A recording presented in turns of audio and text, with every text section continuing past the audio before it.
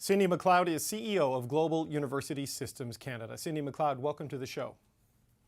Thank you very much, David. It's a pleasure to be here. Your company, it operates mostly in Ontario and British Columbia, as I understand it, and those two provinces are widely seen as most affected by this cap. So what will this mean for your business model and your bottom line? Okay, first of all, we're in 3 provinces. We're also in Quebec. And for everyone in the sector, the decision that's come from Minister Miller will be very, very difficult for not only private institutions, but public institutions as well across Canada. So we certainly understand that change was required. We were fully in support of the change, but it would be very helpful to the entire Canadian education sector if we had time to discuss these changes, to recalibrate and work together. As I said, we all know that change is required. And so it's going to be very tough for the education sector. So you agree that change is required, but do you agree with Minister Mark Miller when he says the change is required because there are bad actors in this sector who are offering sham programs as a way for foreign students to get into Canada? Do you agree with that diagnosis? So I think some of the discussion now has come down with a debate about public versus private. And I don't think that's the debate at all. It really is about good actors and bad actors. And Mr. Miller is correct. We do need change. We have many institutions that, private institutions that are absolutely making very strong investments in private education. We've invested in excellent infrastructure for our students. We care about our students. They have superior student services, highly qualified faculty. And unfortunately, not every institution is keeping to that standard. So he is correct, but what we do need is an opportunity. We need a measure in Canada to discern between the good institutions, the ethical institutions that are making that commitment and that investment into quality education and student success, and the measure against those that are not doing it. So that's what I think is going to be really important going forward, because we can't all be painted with the same brush.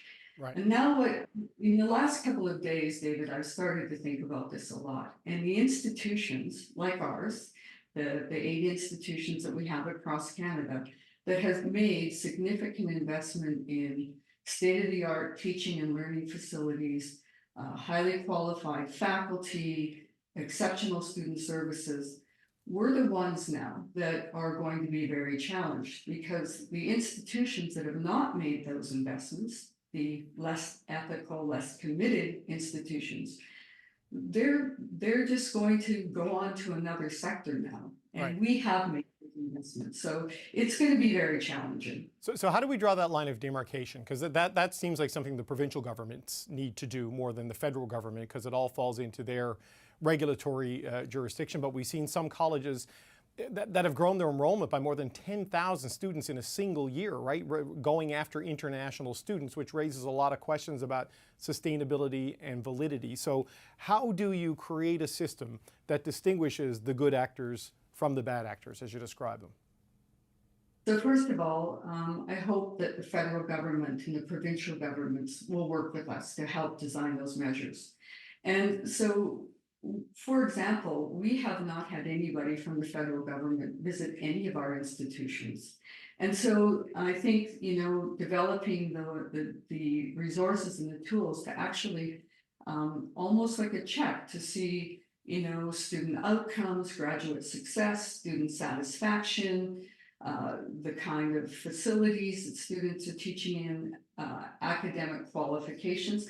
Those are all the things that can be measured. And I think that we're all very supportive and collaborative to work together, both with the federal government and our provincial governments, to put that checklist in place. We're very open to that. But it seems like that is a provincial government job, right? And if you go back to last August in Charlottetown, when Minister Miller was new in this job, he started talking about this then, and they've been trying to put pressure on the provinces to take these kind of steps to deal with what they saw as this explosive growth. So, they want this in place for September. So is there time for the two levels of government? We've seen some moves from Ontario. BC is, assessing what it can do with the permits it's being allotted right now. Is there time to come up with a system by the beginning of the traditional start of the next academic year in September?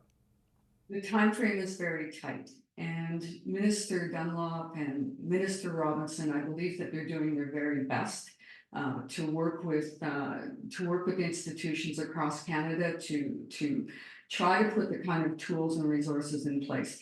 But the timeline is short, and I think what's really concerning us in the sector is that Canada for a long time has had a stellar reputation across the globe in being one of the best countries in the world to study.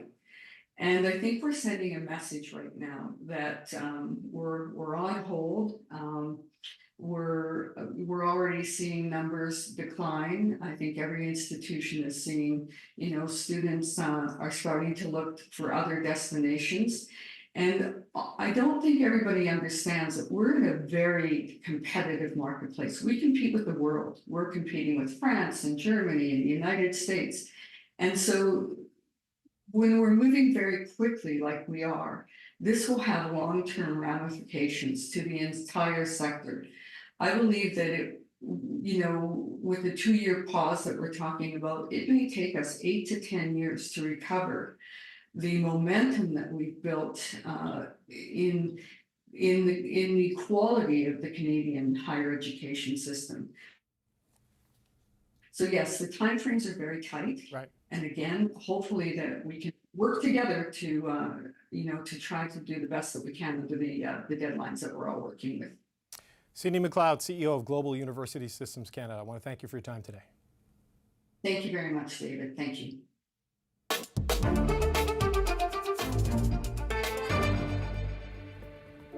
Time now for the final.